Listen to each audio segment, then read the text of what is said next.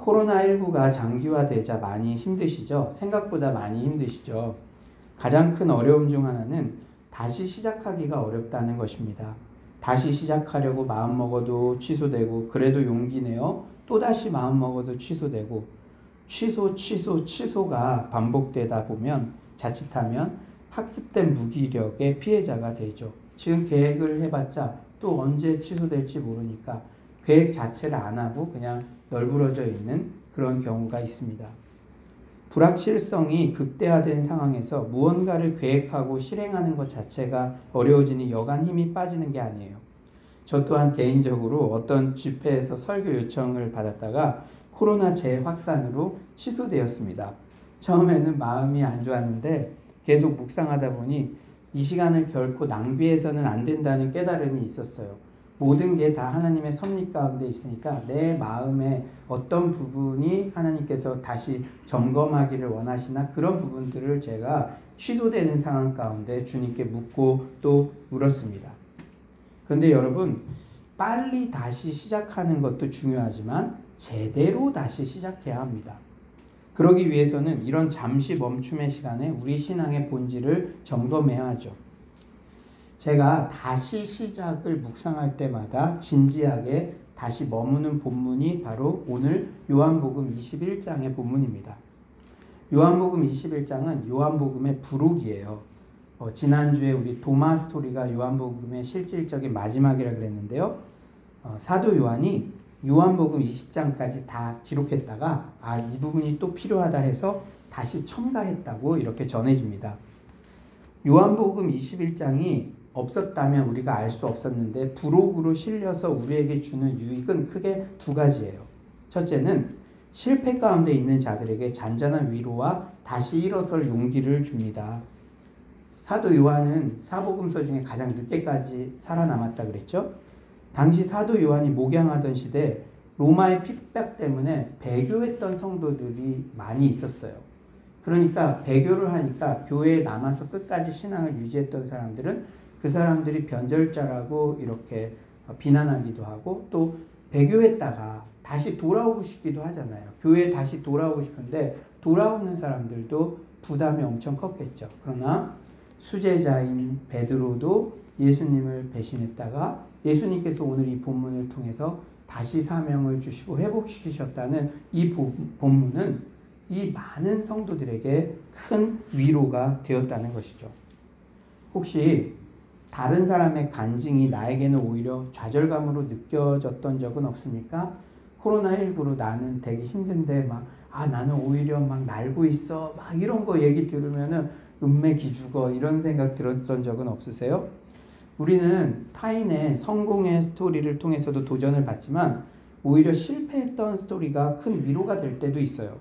성경에 요셉, 다니엘 같은 순전무결한 인물만 있다면 함량미달인 우리네 인생이 설 자리가 없을 텐데 다윗, 베드로 등 실패한 스토리도 등장하기에 우리도 다시 시작할 수 있다는 그런 용기를 얻게 됩니다. 제가 오늘 설교 준비하면서 주님 혹시 어젯밤까지 낙담의 자리에 있던 성도님 한 분이라도 있다면 정말 회복되게 해주세요. 그런 간절한 마음으로 기도하면서 준비했으니 여러분에게도 그런 은혜가 임할 줄 믿습니다.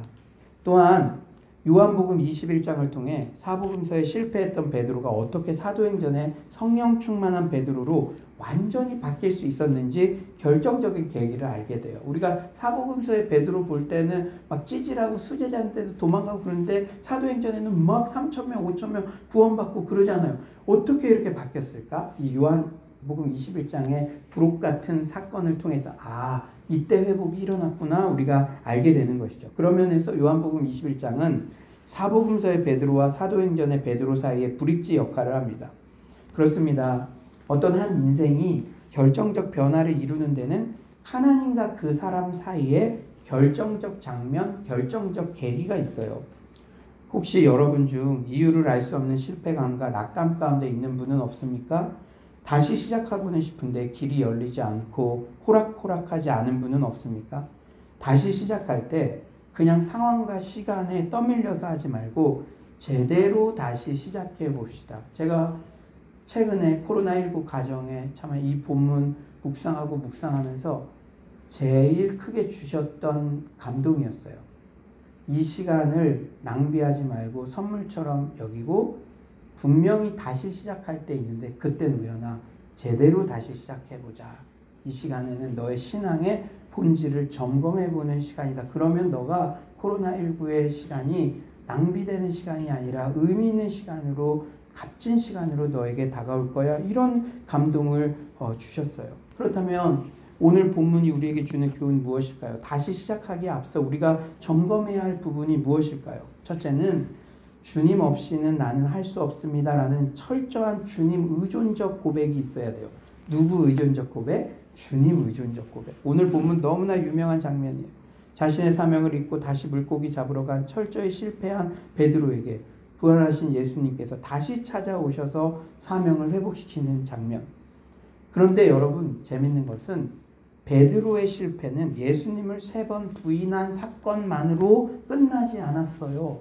우리는 베드로 실패하면 십자가 지시기 전 예수님 3번이나 부인했던 그 큰 실수 그것만을 되뇌기 쉬운데 오늘 14절 한번 봐보세요. 오늘 장면이 부활한 예수님이 3번째로 제자들에게 나타나신 사건이라 말하죠. 도마를 제외한 제자 공동체 그리고 도마를 포함한 제자 공동체에 나타나시고 3번째예요. 만약에 수제자 베드로가 그 자리에 없었다면 베드로도 없었더라. 베드로는 도마와 함께 없었더라. 분명히 기록될 텐데 이 베드로는 3번째 부활하신 주님을 만난 것으로 추정되죠. 그런데 부활하신 예수님을 베드로가 이미 2번이나 만났는데도 베드로는 다시 물고기 잡으러 갔어요. 베드로는 예수님께서 십자가 지시기 전에도 실패했고 부활하신 주님 만난 후에도 실패했습니다. 여러분 주일 예배는 부활을 기념하는 거죠. 마치 우리가 예수 믿고 지난 주일에도 은혜 받고 회복됐지만 다시 실패하고 또 천부여 의지 없어서 이 자리에 나오는 것처럼 이 베드로의 실패는 예수님 십자가 지시기 전에도 그리고 부활하신 주님을 만났음에도 완전히 저 끝 완전 엉망진창 바닥 중에 바닥을 지금 베드로가 경험하고 있는 거예요. 그런데 놀라운 것은 이렇게 거듭된 실패 가운데 인생의 진정한 바닥을 경험한 자만이 주님과 함께 다시 시작할 수 있습니다. 이게 신앙의 아이러니예요. 여러분 모세도요 40대 혈기왕성할 때 부르시지 않으셨죠. 40년간 미디안 광야 생활하고 80대 나는 아무것도 할 수 없습니다 할 때 사명을 맡겨주셨어요. 여러분 모든 믿음의 선배들이 절대 절망을 경험했을 때 내 힘으로는 아무것도 할 수 없다고 느낄 때 그때 비로소 주님께서 나와 함께 다시 시작하자. 그때가 주님과 다시 시작하는 적기인 줄 믿습니다. 여러분도 마찬가지예요. 저도 그랬습니다. 17절의 베드로의 고백에 한번 주목해 볼까요? 17절 우리 다 같이 한번 읽어볼까요? 17절 우리 온라인으로도 많은 분들 듣고 계신데 온라인 들으시는 분들도 17절 우리 큰 목소리로 봉독합시다. 시작. 세 번째 이르시되 요한의 아들 시몬아 네가 나를 사랑하느냐 하시니 주께서 세 번째 내가 나를 사랑하느냐 하심으로 베드로가 근심하여 이르되 주님 모든 것을 아시오매 내가 주님을 사랑하는 줄을 주님께서 아시나이다. 예수께서 이르시되 내 양을 먹이라. 베드로는 3번이나 계속해서 너가 나를 사랑하느냐 물으시는 주님 앞에 그저 내가 주님을 사랑하는 줄을 주님께서 아시나이다. 주님 사랑에 대한 진정성의 판단도 철저히 주님께 의탁해요. 저 이 심정 이해할 것 같아요. 우리 청년들 가정입니다. 그런 친구가 실제 있다는 게 아니라 제가 밥도 사주고 또 이렇게 막 서울로 교회 왔을 때는 제가 청년부의 부흥을 위해서 이걸 하겠습니다. 제 앞에서 막 다짐하고 그랬다가도 사고 치는 거를 현장에서 걸렸어. 미션홈에서 생활하든지 아니면 어디서 뭐 길거리에 가다가 술 담배 하는 거를 직접 봤든지 막 현장에서 한 번 걸린 게 아니라 3번이나 걸렸어.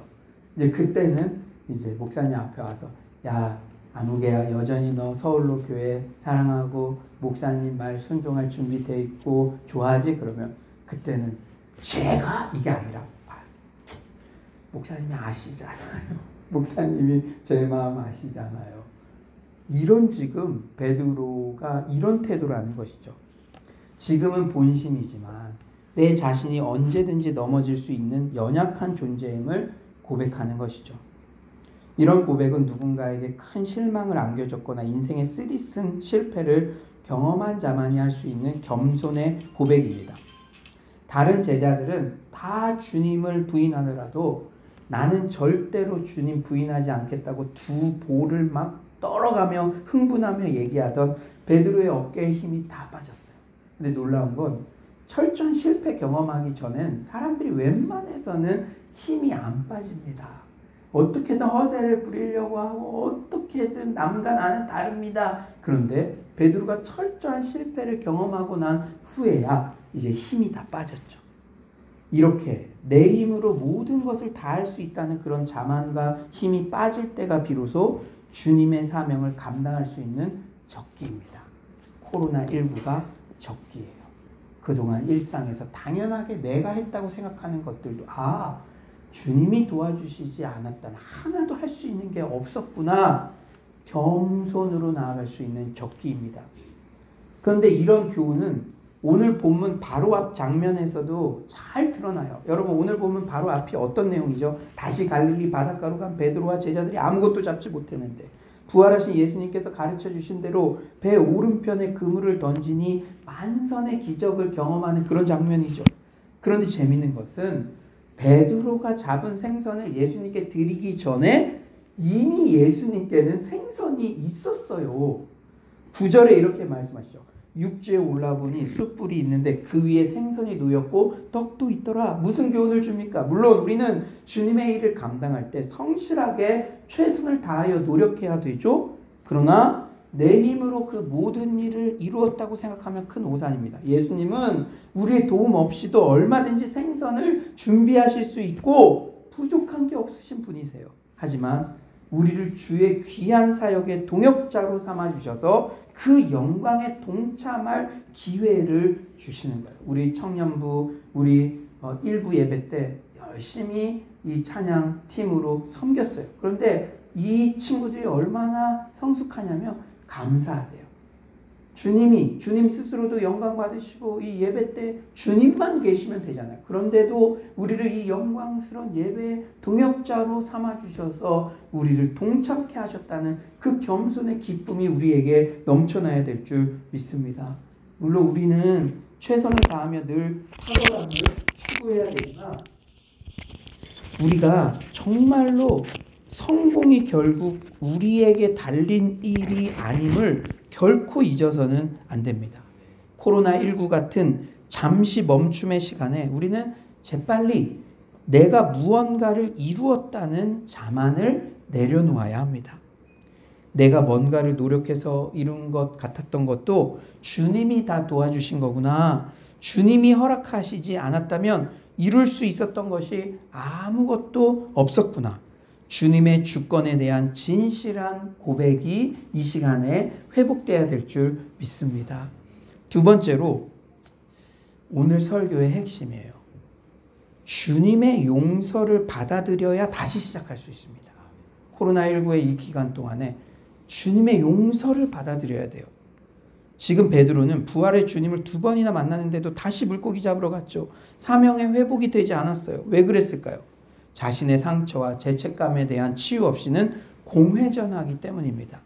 혹시 은혜도 받고 부활의 주님에 대한 체험도 있는데 업앤다운을 반복하고 있지는 않나요? 한참 달려온 것 같은데 어느새 다시 출발선으로 돌아간 것 같고 이런 일이 계속 반복된다면 내가 진정으로 주님의 용서를 받아들였나 점검해야 해요. C.S. 루이스는 하나님께서 우리를 용서하신다면 우리도 우리 자신을 용서해야 한다. 그렇게 하지 않는다면 우리 자신을 하나님보다도 더 높은 심판의 자리에 앉히는 것이나 다를 바 없다고 그렇게 말합니다.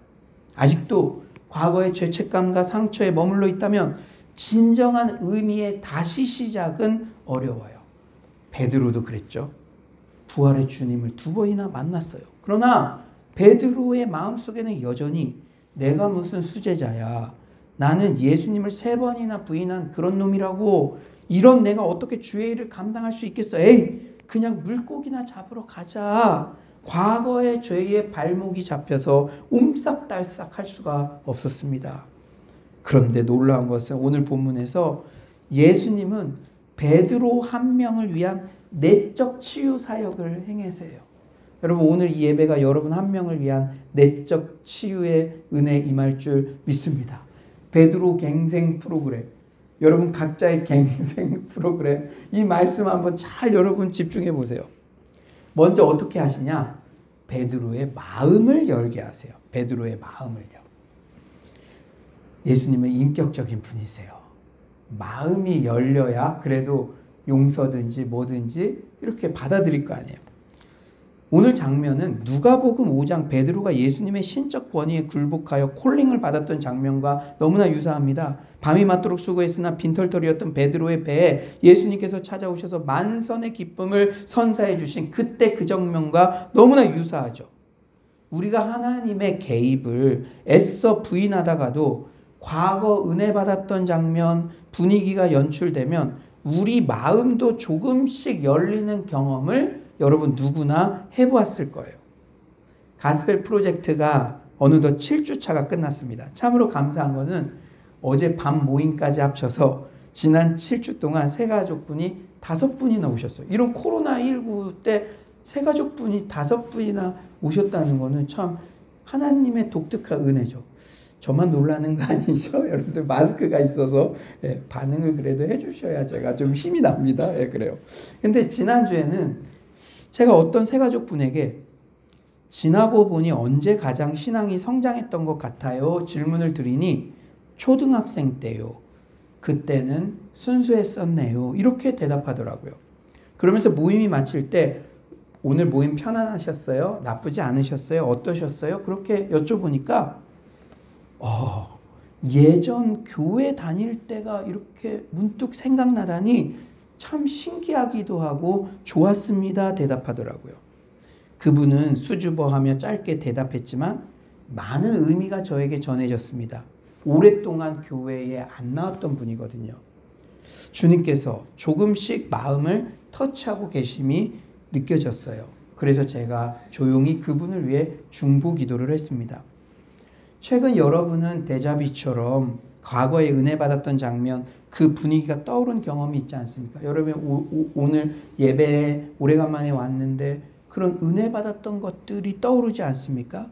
이것은 인격적인 주님께서 우리의 마음을 만지시고 다시 함께 시작하고 싶어 하신다는 사인임을 여러분 잊지 마시기 바랍니다.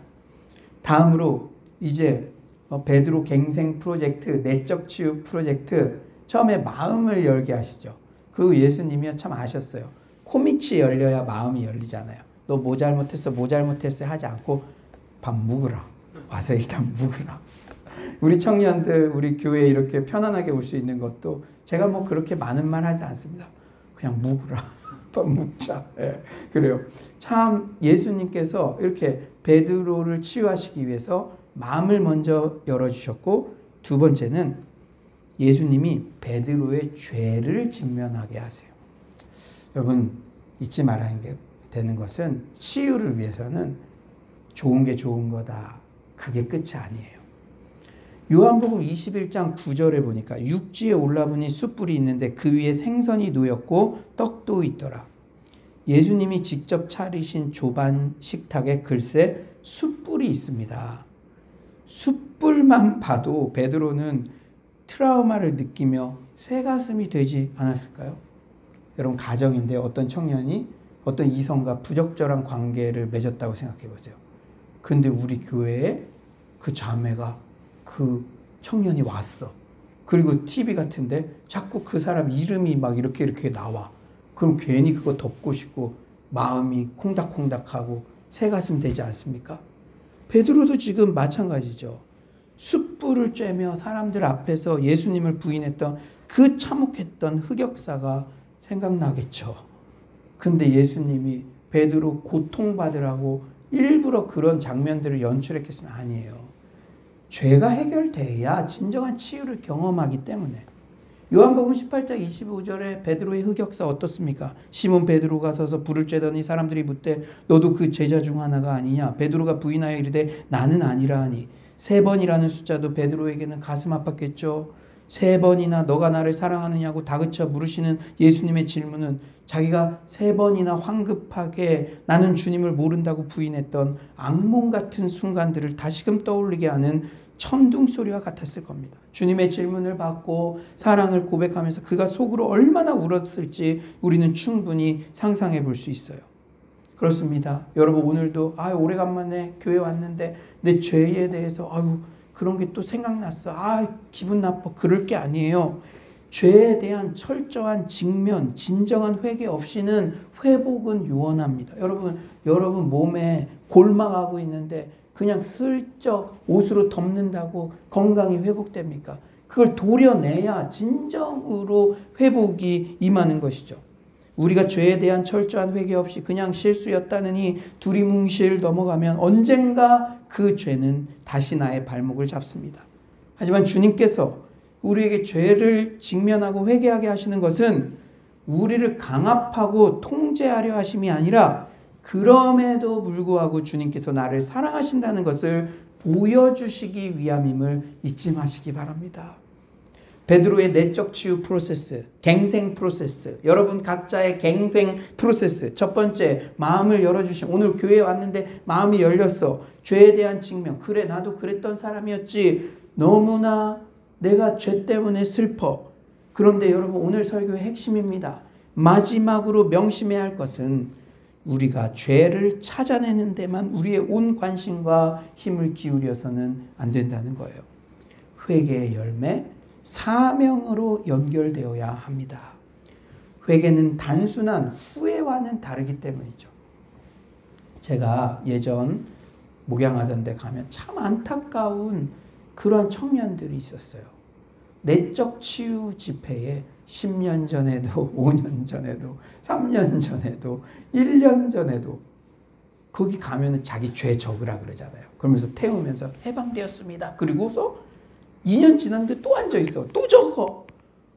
삶의 변화는 없이 그 찾는 데만 머물러 있어서 너무 안타까웠어요.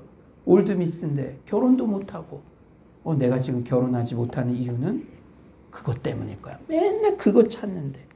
사랑하는 여러분, 회개는 단순한 후회와는 달라요. 회개에 합당한 열매, 삶의 변화가 반드시 따라와야 됩니다. 먼저 그의 나라와 그의 의를 구하지 않았음을 회개했다면 이제는 시간의 청지기, 물질의 청지기로서 마땅한 삶의 헌신이 따라와야 되죠. 도둑질하던 자가 도둑질하지 않고 오히려 구제하고 주님께 마땅한 헌물을 드리고 교회와 또 정말로 우리 성도들을 섬기며 이러한 작은 실천, 삶의 열매가 반드시 따라와야 된다는 거예요. 오늘 베드로를 향한 주님의 내적 치유 프로세스를 한번 주목해 보세요. 17절 한번 우리 다 같이 한번 읽어봅시다. 17절입니다. 시작. 세 번째 이르시되 요한의 아들 시몬아 내가 나를 사랑하느냐 하시니 주께서 세 번째 내가 나를 사랑하느냐 하심으로 베드로가 근심하여 이르되 주님 모든 것을 아시오매 내가 주님을 사랑하는 줄을 주님께서 아시나이다. 예수께서 이르시되 내 양을 먹이라. 여러분 주님이 이렇게 반응하신 거예요. 주님이 반응하신 것이 우리 모든 삶의 기준이 됩니다. 베드로가 회개하는 마음으로 주님에 대한 사랑을 고백할 때 주님이 그래 내가 너를 위로한다. 네 맘 알겠다. 주님은 그런 대답이 없으세요. 내 맘 만지셨어요. 내적 치유 프로그램 가서 이렇게 오늘 뭐 이렇게 동행하는 느낌이에요. 그게 아니에요. 그리고 야 베드로 와봐. 너 적어봐. 예 제가 주님 처음 만났을 때도 마음엔 조금 의심했습니다. 그래 그거 적어. 그리고 다 적어. 아직 부족해. 또 적어. 그러지 않으세요. 그리고 뭐라 그러십니까? 오히려 명령을 내리십니다. 내 양을 먹이라. 주님의 사역에 동참할 기회를 주시죠. 사랑하는 여러분, 최고의 용서는 주님께서 이를 다시 맡겨주시는 것입니다. 아멘이십니까? 내가 회사에서 대형 사고 맨날 치는데 그래도 상사가 다시 프로젝트를 맡겨주었다면 꼭 상사가 나에게 친절하게 말하지 않았어도 지난 잘못을 용서하고 다시 기회를 주었다는 증거겠죠. 제가 여러분 너무 설교 잘 들으니까 저의 부끄러운 흑역사, 베드로 못지않은 부끄러운 흑역사 예전 비서 생활할 때 장롱 면허를 해서 제가 초반에 큰 실수를 너무나 많이 저질렀어요. 그때 아찔해요. 처음 고속도로 이렇게 갈 때는 저기 강원도에 가야 되는데 다시 부산으로 돌아왔어요. 진짜. 그래가지고 제가 와 이제 나는 끝났다 고민하는데 말씀 많이 안 하셨거든요. 부산 스타일로. 그런데 그래도 다음날 아침 목사님께서 말없이 핸들을 나에게 넘겨주시고 일을 맡겨주셨을 때의 감격은 어떻게 설명할 수가 없어요. 용서하셨구나. 물론 우리 안에 있는 죄를 찾고 회개하는 것 중요합니다. 하지만 회개의 열매는 반드시 사명으로 연결되어야 돼요. 그 사명은 다름 아닌 하나님 사랑, 이웃 사랑입니다. 열매로 알리라. 이분이 자신의 죄를 온전히 회개하고 주님께 용서함 받았음을 인정하고 자신도 자신을 용서한 사람은 그 행위로만 그치는 것이 아니라 사랑의 열매. 그 사랑의 열매는 뭐냐? 내가 이런 용서를 경험했으니 나도 한 영혼을 그렇게 사랑하는 거예요. 이게 반드시 맺혀집니다. 이게 없이 이거는 점점 더 줄어가는데 내가 회개 엄청 지금 하나님께 용서함 받았다? 아니죠. 모든 신앙은 균형이 중요합니다. 우리가 회개했다는 것, 용서받았다는 것은 양을 먹이고 돌보는 행위, 즉 다른 사람을 사랑하는 모습을 통해 증명되어요. 여러분이 진지하게 자신의 죄를 회개했고 지금 어떻게든 하나님 사랑하고 이웃 사랑하려고 몸부림치고 하나님 말씀 순종하여 주변의 영혼을 돌보는 사명을 감당하고 있다면 주님께 용서받았다는 증거입니다. 신앙생활 균형이 중요해요. 우리가 철저하게 우리의 죄를 찾아내어 토설하고 회개의 자리에 나아갔다면 내 양을 먹이고 양육하는 사랑의 구체적 열매가 당연히 맺혀져야 합니다. 예수님이 베드로에게 그렇게 하셨잖아요. 그렇게 권고하셨잖아요. 회개를 통해 죄 용서의 은혜를 더 많이 경험한 사람들은 나 혼자 그게 해결됐어 하고 만족하고 끝나는 것이 아니라 모두 다 한 영혼을 사랑하는 목양 사역에 더 집중하게 되어 있어요. 왜냐? 내가 죄가 가로막혔을 때 얼마나 그것이 정말 고통스러운 건지 알기에 거저받은 은혜를 당연히 거저 전하고 싶고 죄값에 억눌려 있는 그 사람을 섬기고 목양하고 싶은 마음이 당연히 생기겠죠. 사랑하는 여러분, 베드로와 그 제자들이 대표적 증인이에요. 로마 황제 트라야누스가 118년에 기독교인 중에서 주교급 두목들은 처형해도 된다는 트라야누스법을 만들었어요. 이 법에 의해 두목급 지도자로 최초 순교한 사람이 누구냐면 순교자 저스틴이었습니다.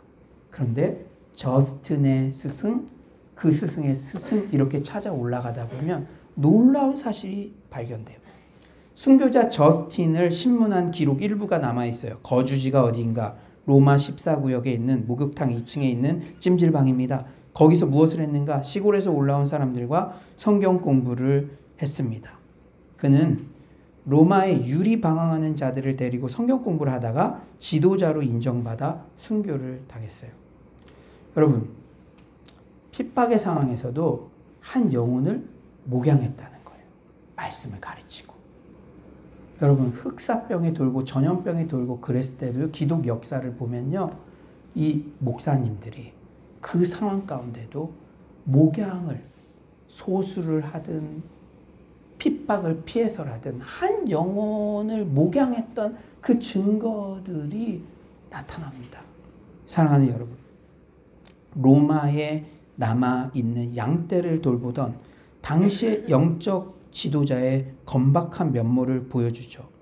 그는 로마에 유리 방황하는 자들을 데리고 성경 공부를 하다가 지도자로 인정받아 순교를 당했습니다. 여러분, 그런 통계가 있더라고요. 정확한 건지는 모르겠지만 코로나19로 사망한 20대 사람들은 그렇게 많지 않지만 코로나 블루로 자살하는 20대 자살률이 급증하고 있대요. 그러니까 진정한 목자라면 뭐 하겠습니까? 순교자 저스틴처럼 한 영혼 한 영혼 목양하겠죠. 세상이 아무리 교회를 비판하고 목회자를 비판하더라도 한 영혼 한 영혼 말씀으로 세우고 말씀으로 그가 회복되길 원하고 심리적으로 바닥같이 돼가지고 혹시라도 엉뚱한 생각하지 못하도록 그 영혼들을 바로잡는 일에 몰두하지 않겠습니까? 그런데 놀라운 것은 저스틴 이전 로마의 주교는 로마의 클레멘트였고, 그러니까 이 순교자 저스틴의 스승이 클레멘트였고, 클레멘트의 스승이 오늘 본문의 주인공 베드로였습니다. 베드로야말로 이 회복된 후에 자신이 죄 용서함 받았다 회개한 것, 자기 차원에서 기쁨을 느낀 것으로 끝난 것이 아니라 한 영혼을 생명처럼 아끼고 목양을 했다는 것이죠. 순종을 했다는 것이죠. 베드로는 예수님에 대한 사랑을, 주님의 어린 양에 대한 목양 책임을 다함으로써 입증했습니다. 사랑하는 여러분, 우리가 다시 시작하기에 앞서 주님의 용서를 받아들이고 나 자신도 스스로를 용서하여 죄책감이 해결되는 그런 은혜가 코로나19 이 시기에 선물처럼 주어지기를 소망합니다. 오늘 이 예배가 그런 시간 됐으면 좋겠어요. 옛날엔 바빠서 그런 것들 잘 몰랐다면 여러분들이 신앙이 업앤다운 반복하고 간 것 같은데 다시 출발점으로 가고 그렇다면 부활은 여러분의 죄가 사함받았다는 영수증입니다. 예수님께서 십자가에 죽으시고 다시 살아나심으로 우리는 이미 법적으로 우리의 죄가 다 사함받았다. 내 죄의 빚을 갚아주셨다. 은행에 내가 빚을 졌는데 아버지가 대신 갚아주면 자유로운 것처럼 그 죄사함의 은혜, 용서의 은혜가 이 코로나19 이 잠시 멈춤의 기간 동안에 여러분에게 강력하게 부어지시기를 간절히 축원합니다. 이 죄사함, 용서의 확신 없이는 코로나가 다 잠잠해지고 자유롭게 모든 것을 할 수 있어도 또 부자연스럽게 마치 부활하신 주님을 보고도 그 바닷가에 고기 잡으러 갔던 베드로같이 될 수밖에 없기 때문입니다. 사랑하는 여러분, 여러분을 오늘 이 예배에 초대하신 것은 이 사죄의 은혜, 용서의 은혜, 내가 너 한 명 지금 개인별로 내적 치유를 하고 있어, 이 하나님의 마음을 여러분 느끼시기를 간절히 축원합니다. 사랑하는 여러분, 또한 이 용서의 은혜에 대한 감사, 주님에 대한 사랑을 사랑방 안에 한 영혼을 목양하고 돌보는 일로 증명해내시기를 간절히 축원합니다. 제가 늘 말씀드렸죠. 말 많이 하지 말자. 저도 말 많이 안 했으면 좋겠어요. 내가 죄사함, 회개하고 용서받았다. 열매로 알리라. 아, 저스틴 순교자가 그 선생님이 클레멘트였네. 그 선생님이 베드로였네. 베드로가 막 나는 이런 가운데도 이 말씀을 순종해서 난 그때 죄사함의 은혜가 있었어요. 막 얘기하지 않았지만 열매로서 아, 베드로는 진짜 회개하고 진짜 용서함을 받은 사람이구나. 여러분, 열매로서 증명하는 여러분 모두가 되시길 간절히 축원합니다. 다시 시작을 위해서 점검해야 할 부분, 마지막 세 번째는 목양의 가장 첫 우선순위는 내 자신의 내면이라는 사실을 명심해야 돼요. 여러분, 더 적나라하게 말씀드리면 너나 걱정해, 너나 신경 써. 이 코로나19 때 너의 내면을 가꾸어야 돼. 이렇게 말씀하신다는 거예요. 오늘 본문에 어쩌면 참 우스꽝스러운 장면이 나와요. 20에서 21절이죠. 베드로가 돌이켜 예수께서 사랑하시는 그 제자가 따르는 것을 보니 그는 만찬석에서 예수의 핌에 의지하여 주님을 파는 자가 누구오니까 묻던 자더라. 이에 베드로가 그를 보고 예수께 여짜오되 주님, 이 사람은 어떻게 되겠사옵나이까? 여러분이요, 베드로 같은 용서를 지금 경험했다고 봐보세요. 주님 눈빛도 잘 맞추지 못했는데 다시 사명까지 맡기셨는데, 그러면 너무 감사합니다. 내가 이 사명 어떻게 감당해야 될지 그것만도 부족한데 오지랖이 넓어요. 베드로 우리를 실망시키지 않아요. 예수께 사랑받는 저 제자 요한은 어떻게 될까? 그게 궁금한 거예요. 나만큼 또 쓰임 받을까? 막 자기 모습이 오버랩돼서 여러분 웃고는 있지만 야 비슷하다 이런 거 느끼죠? 네. 요한이 궁금해져요. 마치 요한복음 20장 4절에서 두 사람이 무덤으로 경주하듯 달려갔던 일을 연상시키는 어떤 경쟁심을 느낄 수 있습니다. 그러나 예수님은 진짜 베드로의 힘을 확 빼는 그런 대답을 해주세요. 22절이죠. 22절 우리 한번 다 같이 한번 읽어볼까요? 22절입니다. 시작. 예수께서 이르시되 내가 올 때까지 그를 머물게 하고자 할지라도 내게 무슨 상관이냐 너는 나를 따르라 하시더라. It's none of your business. 네 알 바 아니야? 야, 넌 그냥 날 따르기만 해. 응? 여러분, 사실 요한복음의 부록 22장을 첨가한 또 다른 이유는 22절 말씀에 대한 오해를 바로잡기 위함이었어요. 그러니까 22절에 내가 올 때까지 그를 머물게 하고자 할지라도 이렇게 내가 올 때까지 사도 요한을 머물게, 그래서 그 초대교회에 사도 요한은 예수님 재림하실 때까지 죽지 않는다. 그런 소문이 막 이렇게 돌았어요. 그러니까 이 부록이라 그랬죠. 사도 요한이 이건 아니다. 이건 그 뜻에서 말한 게 아니라 베드로 네 신경이나 써라. 이 의도에서 재림 시기를 알려주신 거. 내 죽을 날을 알려주신 게 아니라 이 강조점이 여기에 있다. 여러분 설교 들을 때도 강조점이 여기에 있는데 엉뚱한 거 생각하면 넥타이 색깔이 저거 뭐 이러면서 이게 아닌 것처럼 이 요한이 그런 이제 마음이 생겨서 부록을 기록을 한 거죠. 예. 당시 초대교회 내에 예수님의 이 말씀에 대한 오해로 예수님께서 요한이 죽기 전에 재림하실 것이라는 소문이 퍼져 있었어요. 하지만 예수님께서 이 말씀을 하실 의도는 재림 시기가 포커스가 아니라 베드로의 사역의 관심에 대한 충고. 베드로야, 이 문제는 너가 관심을 둘 문제가 아니다. 이것은 나의 문제다. 너에게는 하나의 의무만 있다. 나를 따르라. 우리는 내게 맡겨진 분복을 충성하면 되는 것이지 남과 비교해서 우쭐하거나 의기소침할 필요가 없습니다. 여러분 설교 들을 때도 이거는 내 남편이 들어야 되는데 근데 내 아내가 들어야 돼. 그분이 야 너나 신경 써. 지금 이렇게 코로나19 때 야 너도 지금 네 신경 써도 지금 부족한 판이야. 저에게 하는 말이에요. 너 성도들 신경 쓰기 전에 너 신경 써라. 네 영혼 지금 방치돼 있지 않은지 진짜 신경 써라. 또한 타인을 목양한다는 명목으로 내 자신의 영혼을 소홀히 해서는 절대 안 됩니다. 여러분 오늘 설교가 배치되는 게 아니에요. 우리가 진정으로 용서함 받았으면 목양을 하죠. 영혼을 살피죠. 그런데 그 영혼을 살피는 것도 내 영혼의 부요함에서 흘러 넘쳐서 이렇게 해야 되는 거지 자기는 바닥이면서 막 그런 사람들 있잖아요. 막 이렇게 다 이룬 것처럼 그러지 말라는 거예요. 우선순위를 확실히 알아라. 예? 언젠가 제가 왜 나에게는 사랑이 없지? 주님 저에게도 한 영혼을 진정으로 사랑하는 마음 주세요라고 한동안 간절히 기도했던 적이 있어요.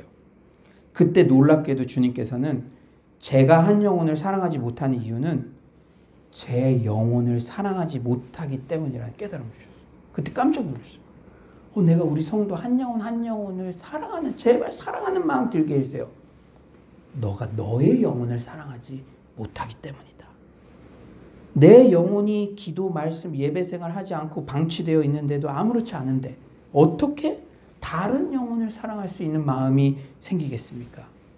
그래서 지금도 어떻게든 오전 시간은 나만의 광야 시간으로 확보하여 하나님 앞에서 내 영혼을 돌보는 기도 시간, 말씀 준비 시간으로 우선 드리려고 노력하고 있어요. 우리 성도님들이 이걸 존중해 주셔서 저에게 연락하려고 해도 12시 이후에 연락해 주시기도 하고 정말 제가 여러분 성경 통독까지 딱 끝내고는 어떨 때는 핸드폰을 끄기도 하고 그때부터는 왜냐하면 내가 이게 안 되면 여러분들에게 맨날 바닥 긁어가지고 저지 이렇게 풍성하게 말씀의 저지의 꼴이 여러분들에게 가야 되는데 이건 우리 모두가 망하는 길이기 때문에 어떻게든 내 영혼의 부요함을 유지하려고 몸부림치고 있습니다.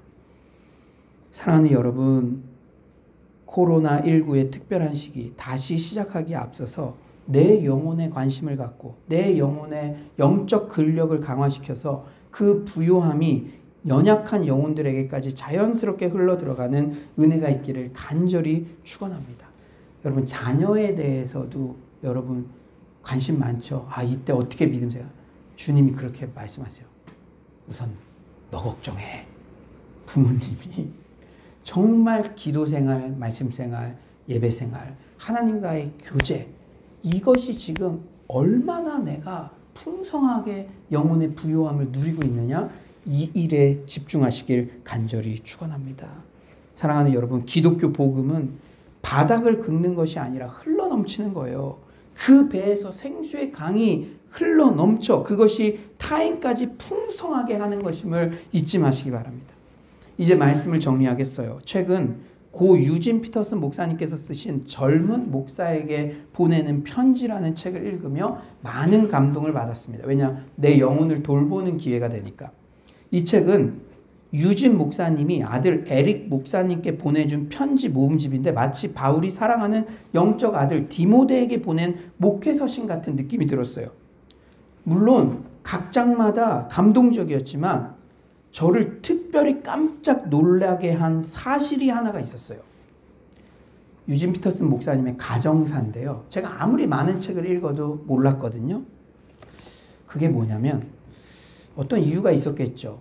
그러나 그건 정확히 기록되어 있지 않으나 아들 에릭 목사님이 첫 결혼에 실패했더라고요. 목회를 감당하고 있는데. 여러분 그 유명한 목사님의 아들이 일반 직장 다니는 것도 아니고 목회를 지금 하고 있는데 첫 결혼에 실패했어요.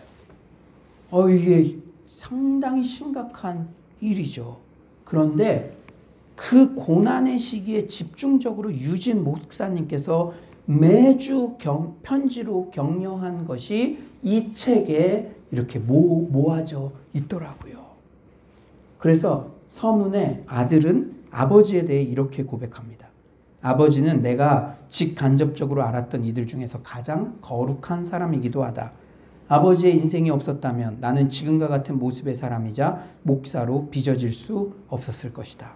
어쩌면 이 이야기가 한 젊은 목사가 다시 회복되고 다시 시작하는 스토리를 담고 있어서 더 큰 감동이 되었던 것 같습니다. 사랑하는 여러분, 여러분이 여러분 스스로 아무리 엉망진창 같은 상황이라 여길지라도 여러분 목사가 아무리 미국 문화가 다르겠지만 목사가 첫 결혼에 실패했어요. 목양을 담당했어요. 이것만큼 정말 바닥 같은 상황이 쉽지 않겠죠. 그러나 사랑하는 여러분, 회복은 반드시 있습니다. 아멘이십니까? 여러분이 어떤 실패 가운데 있어도 반드시 주님께서 회복시켜 주십니다. 그래서 여러분을 오늘 이 자리로 부르신 거예요. 사랑하는 여러분, 다시 시작하고 싶으신 분 계십니까? 우리는 어떠한 이유든 코로나19 장기화로 인해 섣불리 다시 시작하지 못하고 멈춰 있는 상황이에요. 제 목양도 마찬가지고 여러분 사업도 마찬가지고 가정도 마찬가지고 다 지금 그런 엉거주춤 상황이에요. 그런데 이때 빨리 다시 시작하는 데만 급급하지 말고 제대로 다시 시작하는 데 주목해 봅시다. 이 귀한 시간에, 이 선물 같은 시간에, 잠시 멈춤의 시간에 우리의 신앙의 본질을 점검해 봅시다. 주님이 함께 하셔야만 됩니다라는 주님 의존적 신앙, 주님의 용서를 받아들이는 사죄의 확신, 한 영혼을 사랑하는 사명의 회복, 마지막으로 내 영혼의 부요함이 회복되어 그 배에서 생수의 강이 흘러넘치는 충만함의 영성이 회복될 줄 믿습니다. 제가요 오늘 설교 준비하면서 이런 확신이 들더라고요. 주님께서 우리를 제대로 준비시키셔서 반드시 다시 시작하신다는 확신과 감동을 주셨습니다. 어떤 실패의 자리에서도 일으켜 세우셔서 다시 회복시키시는 부활의 주님 붙잡고 넉넉히 승리하는 서울의 모든 성도님들 되시길 간절히 축원합니다.